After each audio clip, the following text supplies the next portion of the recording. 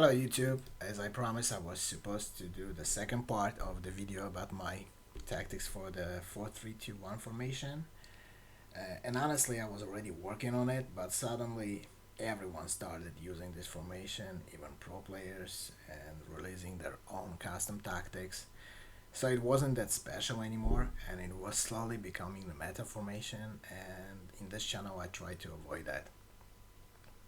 That's why I decided to look for another formation mentioned in the title of this video actually.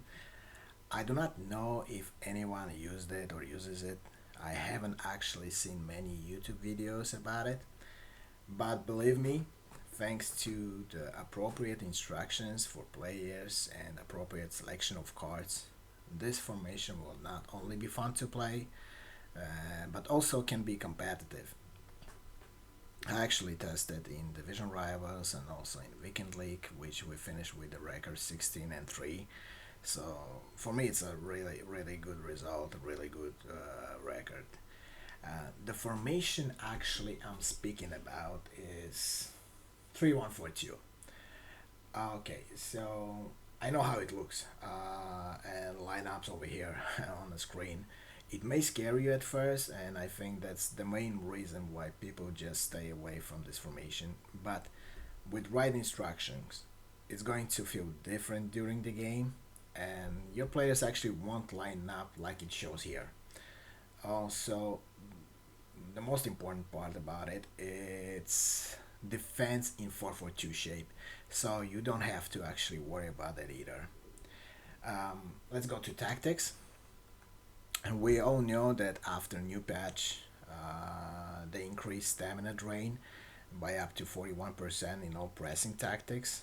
I don't know how exact is this number, but I decided to go with balance actually this time on my defensive style. And because of amount of players involved in attack, it's still going to cause problems for your opponent to quickly counter. We have a lot of bodies in front, and when we lose the ball, that's the only thing actually I want to avoid in this formation, which is counters. Because if we manage to stop counter, your team will really quickly get to 4-4-2 shape, and from there you just defend as usual. Nothing crazy in regards to width and depth. I prefer to keep 40 in defense and also the same amount in attack, just to avoid any additional movements from my players diagonally. Yeah, so this is regarding width and depth. Um, you know what? I would avoid actually going over here, over 70 to get those out of side traps. Especially in all those three back formations like this one, I just prefer to avoid that.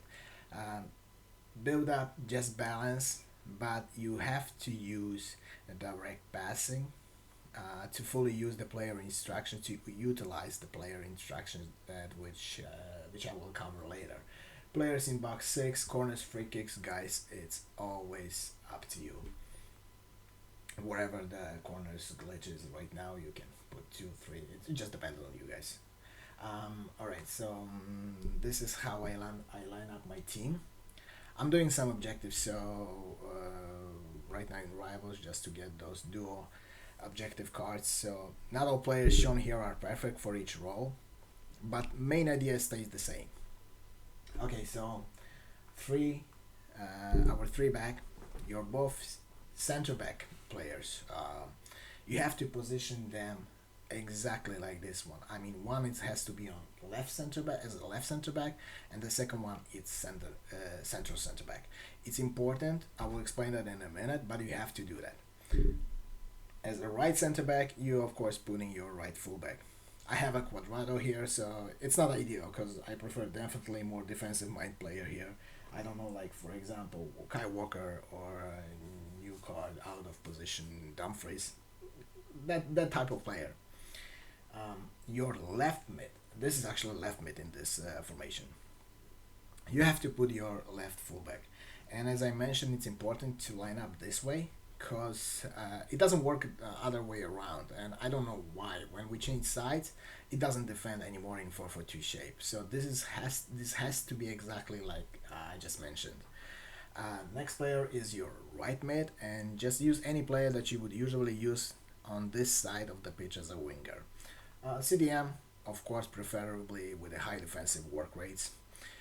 Let's move on to your midfield players, and this is actually this one and Barclay over here. And the one on the right side, it's going to be your center mid CDM player playing next to Benacer over here.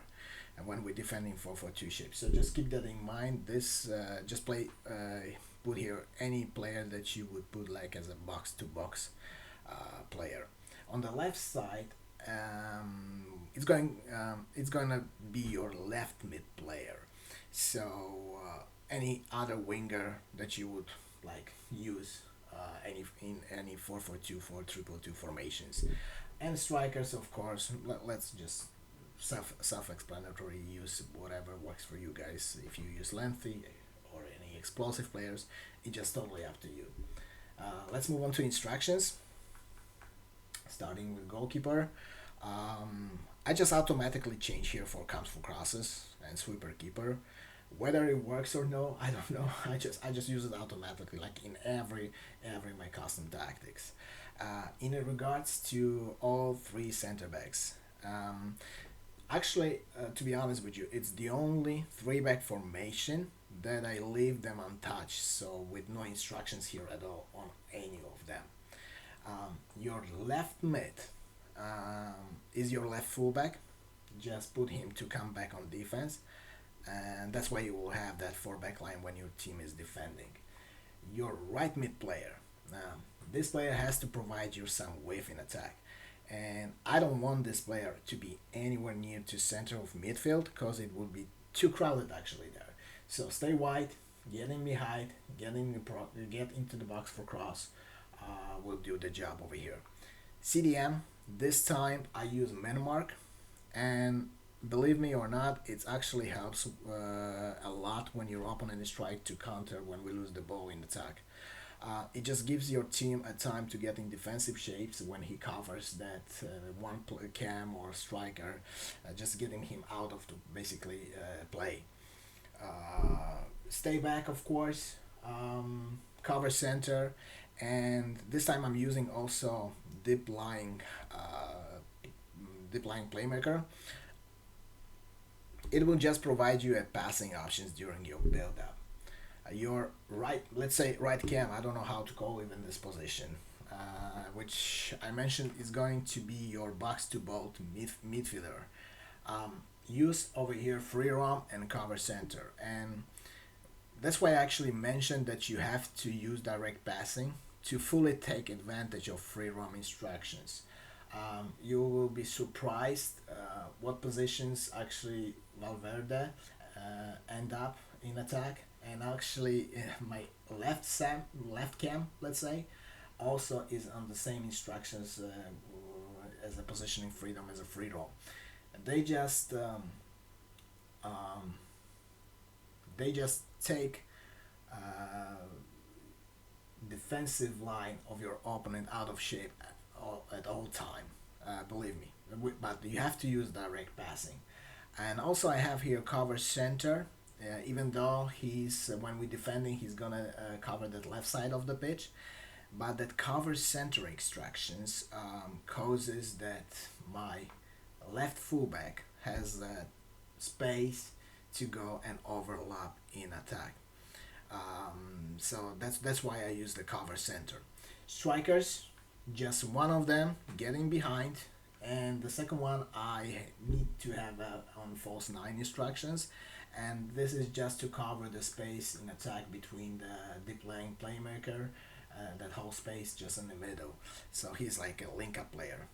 Basically that's it, guys. It's pretty much it. I don't want to make this video as long as as my previous ones.